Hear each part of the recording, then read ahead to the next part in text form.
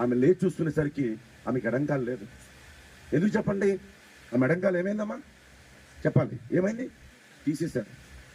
తీసేసిన తర్వాత పేపర్లన్నీ రకరకాల ప్రకటనలు ఒక్కొక్కడు ఒక్కొక్కరు రాశాడు.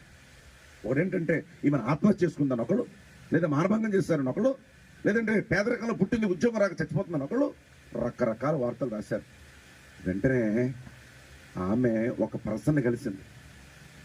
ఎవరిని కలిసిందమ్మా? ఒక వ్యక్తిని కలిసింది. ఆ వ్యక్తి ఈమెకి ఇన్స్పిరేషన్ అయ్యింది. ఈ రోజున ఆమె ఎవరో తెలుసట్లేరా?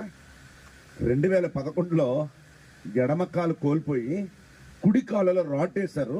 2 కాళ్ళు పనిచేయవు, ఒక కాలు ఎలాగూ లేదు, ఒక కాళ్ళలో రాడ్ వేశారు. అలాంటి భయంకరమైన బలహీనురాలు ఆమె. ఎవరండి? బలహీనురాలు. అలాంటి వ్యక్తి 2013లోనే మొట్టమొదటి భారతదేశంలోనే కాలు లేని వ్యక్తిగా ఎవరెస్ట్ శిఖరం అధిరోహించింది. 2 చేతుల పైకి చప్పట్లు కొట్టాలి.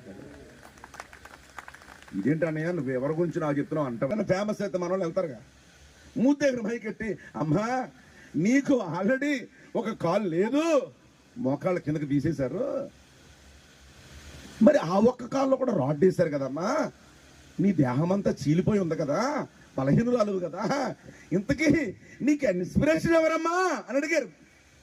ఆమె చెప్పిన మాట ఏంటంటే, మొట్టమొదటి భారతదేశంలోంచి ప్రపంచంలో ఎవడూ చేయలేని పనిని ఎవరెస్ట్ శిఖరం ఒక ఆమెక్కింది.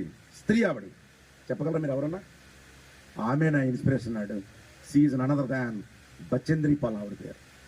నేను ఎందుకు చెప్తున్నా తెలిసే ప్రేమ ఏం పెట్టారా? ఒక కాలు అప్పటికే తీసేశారు, ఒక కాలుతోనే